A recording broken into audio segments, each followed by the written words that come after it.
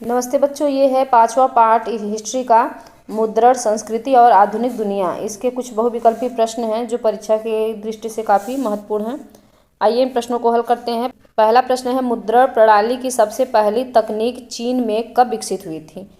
दिया है 594 ईस्वी, 606 ईस्वी, 609 ईस्वी, 615 ईस्वी। तो इसका राइट आंसर है ए 594 ईस्वी। दूसरा प्रश्न है, डायमंड सूत्र जापान की सबसे प्राचीन पुस्तक है, उसकी छपाई कब हुई थी? ए 770, बी 810, सी 841, डी 868। तो दूसरे का राइट आंसर है डी 868।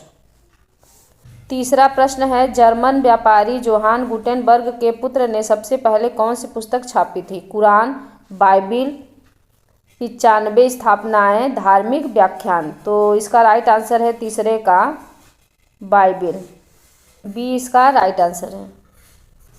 प्रश्न चौथा है, मुद्रण संस्कृति के आने से नए विचार का जन्म हुआ, वे विचार कौन से थे? धार्मिक, रूढ़िवादी, अराजक, ये सभी। तो चौथे का राइट आंसर है ये सभी। पांचवा प्रश्न है, मैनी चैप बुक्स क्या थी? महंगी पुस्तक, सस्ती पुस्तक, मुद्रण प्रणाली, लेखन कला। तो पांचवें का राइट आंसर है सस्ती पुस्तक। प्रश्न छठवां है, कुछ इतिहासकारों के अनुसार फ्रांसीसी क्रांति किसकी देन है? दिया है ए पुनर्जागरण, तकनीकी विकास, मुद्रण प्रणाली, राष्ट्रवाद। इसका राइट आंसर है सी मुद्रण प्रणाली। सातवां प्रश्न है, महिलाओं के विकास के लिए कौन सी पत्रिका का प्रकाशन किया गया? पेनी मैगजीन्स, सीलिंग श्रृंखला, डायमंड सूत्र, धार्मिक व्याख्यान। तो सातवें का सही है ए पेनी मैगजीन्स। आठवां प्रश्न है, बाल पुस्तक छापने के लिए प्रेस की स्थापना कहाँ हुई थी? ए दिया है Germany, B Italy, C France, D England. तो आठवें का राइट आंसर है सी फ्रांस। प्रश्न नौवां है, जेम्स ऑगस्टस हिक्की ने भारत में प्रथम साप्ताहिक पत्रिका बंगाल गजट का प्रकाशन कब किया था? 1768 ईस्वी, 1780 ईस्वी, 1788 ईस्वी, 1794 ईस्वी। तो 9वें का राइट आंसर है बी 1780 ईस्वी। 10वां प्रश्न है, आमार जीवन किसकी रचना है? रस सुंदरी देवी, बेगम रुकैया, ताराबाई शिंदे, कैलाश बासनी देवी। तो 10वें का राइट आंसर है ए रस सुंदरी देवी। 11 प्रश्न है, कलकत्ता सर्वोच्च न्यायालय ने कब प्रेस की स्वतंत्रता को नियंत्रित करने का कानून पास किया था? दिया है 1795, 1810, 1820, 1835। तो 11 का राइट आंसर है सी 1820। 12वां प्रश्न है, वर्नाक्यूलर प्रेस एक्ट कब लागू किया गया था? 1878 ईस्वी, 1888 ईस्वी, 1892, 1898। तो 12वें का राइट आंसर है ए 1878 ईस्वी। 13वां प्रश्न है, मुद्रण की सबसे पहली तकनीक निम्न में से किस देश में विकसित नहीं हुई थी? दिया है चीन, जापान, कोरिया, इंडोनेशिया। तो इसका राइट आंसर होगा डी इंडोनेशिया। 14 है, काठ की तख्ती वाली छपाई की तकनीक प्रक्रिया। प्रश्न 14 है, काठ की तख्ती वाली छपाई की तकनीकी प्रक्रिया चीन से इटली किस यात्री के माध्यम से पहुंची थी?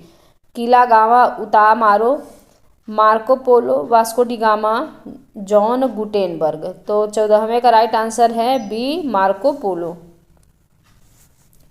प्रश्न 15, वुड ब्लॉक प्रिंटिंग का प्रयोग निम्न में से किसके चित्रण में किया जाता है? कपड़ों को प्रिंट करने में, धार्मिक चित्रों में, ताश के पत्ते बनाने में, ये सभी। तो 15वें का राइट आंसर है डी ये सभी। वुड ब्लॉक प्रिंटिंग का प्रयोग कपड़ों को प्रिंट करने में भी प्रयोग आता है, ताश के पत्ते बनाने में भी और धार्मिक चित्रों को बनाने में भी। प्रश्न 16 है, सुमेलित कीजिए। जैसे सूची 1 को सूची 2 से मिलाना, तो इसमें है पहले 1821 में कौन सी घटना इसमें घटी थी? तो 1821 का होगा संवाद कौमुदी का प्रकाशन। तो पहले का इस पहले के साथ लगेगा,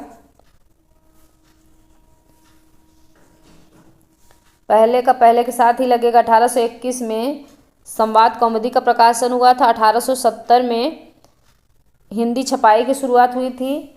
और सी दिया है 1878 में वर्ना सर्कुलर प्रेस एक्ट लागू किया हुआ था। तो ये हो गया। और चौथे के साथ हो जाएगा 1882 में जामे जहांनामा का प्रकाशन प्रारंभ हुआ था। तो ये हो गया आपका। तो इसमें पहला, दूसरा, तीसरा, चौथा, तो इसमें से कौन सा इसका है? पहला, दूसरा, तीसरा, चौथा, ए इसका राइट आंसर है। प्रश्न 17 कूट कथन है। निम्न में से कौन 19वीं सदी की भारतीय महिला लेखक है? रस सुंदरी देवी, कैलाश बासिनी देवी, ताराबाई शिंदे, पंडिता रमाबाई। तो 17वें का राइट आंसर इसमें बताना है। तो दिया है पहला और दूसरा सही है, दूसरा और तीसरा सही है, तीसरा और चौथा सही है, या ये सभी सही है। तो इसका राइट आंसर क्या है? ये सभी। तो ये चारों ही 19वीं सदी की भारतीय महिला लेखक हैं।